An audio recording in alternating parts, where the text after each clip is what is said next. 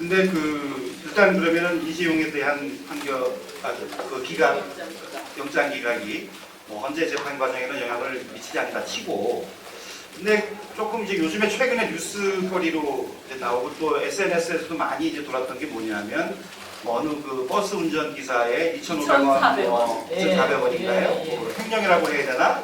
빼돌린 거. 본인은 실수로 누락을 시킨 건데 몸이 많이 안 좋은 상태에서, 그런데 그걸 횡령으로 인정을 해서 2심에서 유죄 판결이, 그러니까 해고무효 소송이 패소를 그리고 뭐 예를 들어서 몇만 원어치 물고 훔치면 그건 당연히 구속인데, 이재용 경우는 그 몇백억 그런 부정한 돈을 이제 주고 받고, 그다음에 뭐 이재용 그 부회장 경우에는 상속세 안 내는 거로 전 세계적으로 유명하거든요. 10조 가까운 재산을 물려받았는데 고작 낸 거는 뭐 상속세가 16억, 뭐 증여 상속 다 해봐야 한 50억 정도밖에 안 돼요. 근데 이게 어떻게 가능한가? 그래서 비교돼서 많이 얘기되어지는 게, 오뚜기 쪽에서는 이제 그 아들이 물려받으면서 3,600억을 물려받는데 상속세를 얼마 냈다고요? 네, 1,500억 원을 냈다고 하죠. 이런 법의 불평등이 어떻게 가능한 건지. 게다가 국회 위증죄도 저질렀잖아요. 그렇죠. 삼성 경우 아무리 그 삼성의 뒷배경이 있다고 해도 어떻게 이렇게 황당한 결과가 나오는지 좀 궁금하더라고요.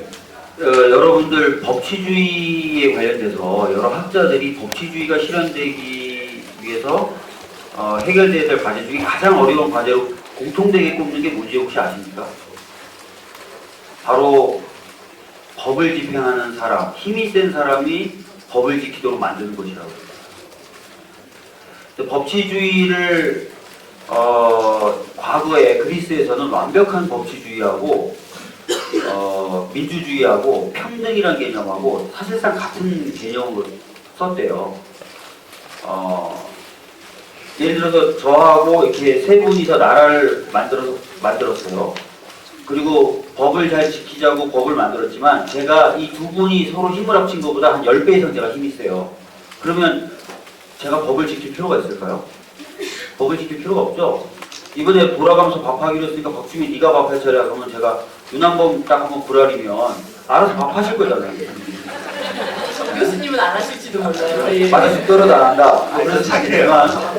그래서 사실은 법이 제대로 집행이 되려면 국민들이 어느 정도는 다 평등해야 되고, 그 평등이 잘 구현된 형태가 이제 민주주의거든요. 다들 이제 주인이 그런 사회여서, 고대 그리스에서는 평등과 법치주의가 완벽하게 구현된 상태, 그다음 민주주의라는 것을 거의 비슷한 개념으로 썼단 말이에요.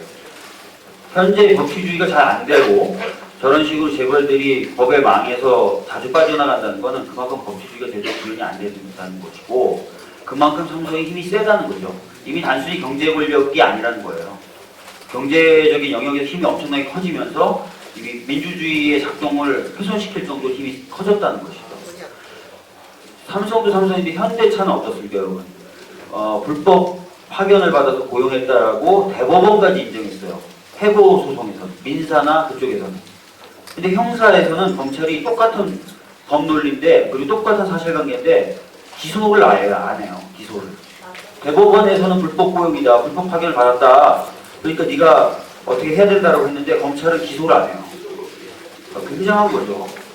그만큼 이 정치 권력 자체를 장악할 정도로, 훼손시킬 정도로. 잠시 제가 얘기를 멈출까요?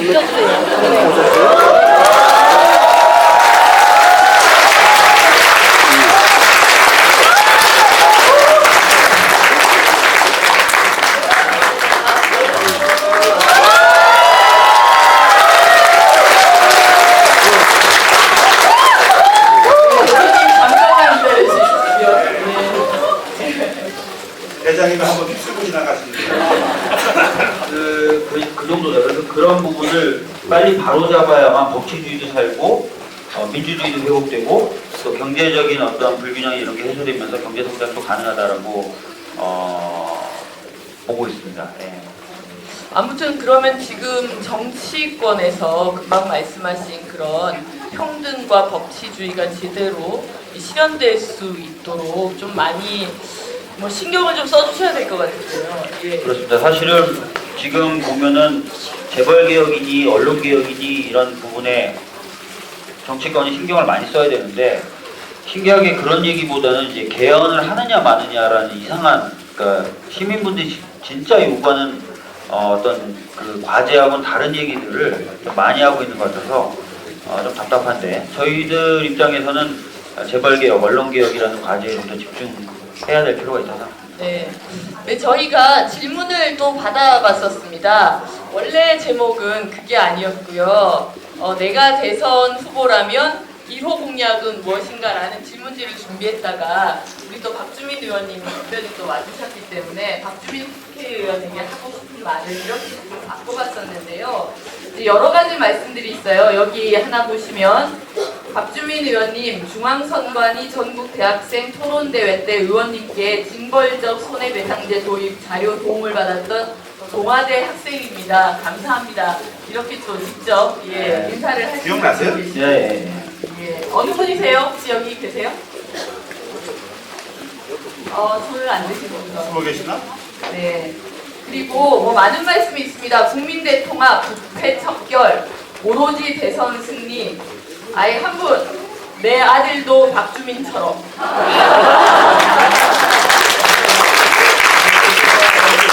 머리숱이 없어도 된다는 그리고 여기 거지각 노동자들도 지켜주세요. 네. 그리고 세월호 특별법 두 번째 진상규명 이렇게 이제 말씀들을 주셨습니다. 우리 뭐 박주민 의원님 하면 또 세월호 특별법 이야기를 하지 않을 수 없는데요. 뭐 세월호 가족들과 관련된 말씀도 지금 좀 한번 해주시면 어떨까요? 네, 지금 세월호 가족분들은 지금 현재 이 정세, 정치적인 상황에 대해서 나름 희망을 느끼고 계세요. 그러니까 어둠 속에서 빛을 한 줄기 보고 있는 것 같다라고 말씀하시는 분들도 계시고요. 터널의 저쪽 편 끝이 조금 보이는 것 같다라고 말씀하시기도 합니다. 다들 아시겠지만 지금 박근혜 대통령이 국회에서 탄핵이 가결됐고 헌재에서 결정을 앞두고 있는 상황이고 또 세월호에 관련돼서 뭐 7시간 대통령의 그 당시 행적을 비롯해서 많은 것들이 다시 국민적 관심사로 떠올랐잖아요. 그래서 가족분들 입장에서는 정말 요즘에는 조금 희망과 기대를 가지고 살아가시고 계신 상황입니다. 근데 걱정은 이 기대와 희망이 다시 또 한번 절망으로 바뀌지 않을까 이런 걱정이 있는데 그런 것을 좀 막기 위해서 저희 당이 좀 주도를 해서 제2기 특조위를 굉장히 세게 강하게 출범시킬 수 있는 법안을 발의한 뒤에 신속처리 안건으로 지정을 해놨어요. 그러니까 신속처리 안건 지정이 되면 일정한 시간이 필요하긴 하지만 여당과의 일체 협상할 필요 없이 당연히 본회의에 올라갑니다. 그래서 올 연내에 제1기 특조위 이미 강제 종료된 1기 특조위에 비해서 훨씬 정부로부터 독립적이고 훨씬 강력한 권한을 갖고 있는 특조위가 이제 뜨게 됩니다. 다만 근데 걱정은 그게 뜨게 되는 시기가 올 하반기인데 지금 인양은 4월 또는 5월에 된다는 얘기예요. 그래서 그 시간적인 간극이 있지 않습니까? 인양된 선체를 봐야 되는데 그래서 그것을 보기 위한 어떤 조사 기구나 이런 것들을 만들기 위해서 지금 당에 있는 세월호 특위하고 농해수위 의원들하고 같이 머리를 싸매고 있습니다. 그래서 다음 주에 계속해서 회의를 할 거고 해법을 찾아가지고 다른 입법적 시도라든지 또는 정부와의 협상을 해보려고 여러 가지 지금 고민들을 하고 있습니다. 잘 돼야 되고요. 인양된 선체들을 그냥 해수부가 마음대로 보고 절단하고 그 다음에 파기해버리고 하는 일은 없도록 저희 당에서 최선을 다해서 막을 거고요. 제가 그래서 호남에 특히 목포나 이런 데 가면은 꼭 그 부분을 강조해요. 배가 올라오면 목포 신항으로 갑니다. 그래서 전남 도당 여러분들께서 좀 많이 신경을 써주셔야 된다라는 얘기를 항상 합니다. 그분들도 스스로의 역할이 있을 거라고 생각하고 그런 각오를 좀 다지고 계시더라고요. 예. 그리고 뭐 저희에게 주어진 시간이 이제 뭐 한 8분 정도 있는 것 같은데요. 소녀상 이야기를 좀 했으면 좋겠습니다. 네. 원래 소녀상에 방문했다가 오늘 이 자리에 오시기로 이제 하셨다가 날씨 때문에 조금 늦은 것 같은데 어떻게 한번 제가 사실은 그 여가위에서 맡고 있는 직함이 하나 있어요. 그게 바로 한일 위안부 피해자 소위원회 위원장입니다. 그러니까 제가 그런 직함을 갖고 있다는 것을 동료 의원들조차도 자주 까먹는데 제가 갖고 있는 소중한 직함입니다. 그래서 서울 종로에 있는 소녀상도 제가 좀 가끔 찾아가 보고 있고요. 오늘 이번에도 내려오는 김에 부산의 소녀상도 한번 봐서 혹시 당 차원에서나 아니면 여가위 차원에서 할 수 있는 일 없는가를 좀 고민해보고 싶었어요. 근데 아까 말씀하신 것처럼 좀 기차가 연착이 되면서 미처 못 봤는데 이거 끝나고 나가면서 여기 근처에 있다고 제가 들었어요. 네, 멀지 않습니다. 네, 그래서 보고 그리고 올라가려고 생각하고 있습니다. 근데 그 10억 엔인가요?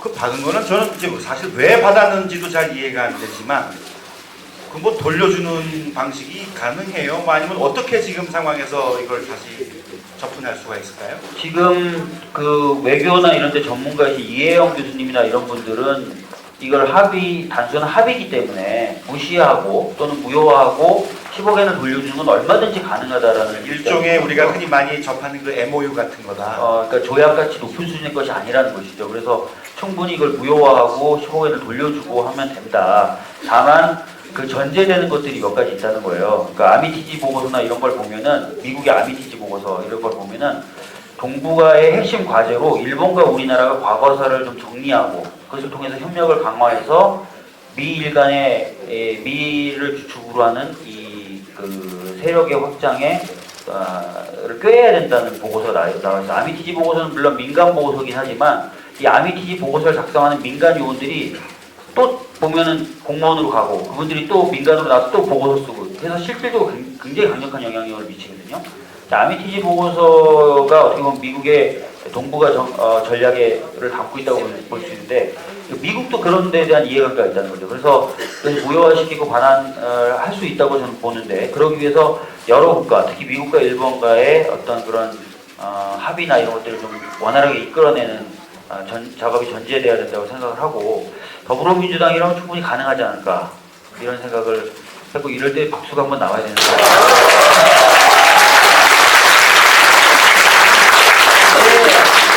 정말 뿐만 아니라 우리가 정권 교체를 해야 하는 중차대한 이유가 또한 거기에 있는 게 아닌가라는 생각을 좀 하게 됩니다. 저는 그 사실 이 이명박 이후로 박근혜 정부까지 뭐 경제적으로 무능하다는 거는 다 증명이 됐고 국정도 이제 뭐 국정농단 사태까지 이르렀고 근데 저는 외교까지도 이렇게 형편없고 처참할 줄은 몰랐어요. 그러니까 이게 총체적인 난국이고 총체적인 무능이죠.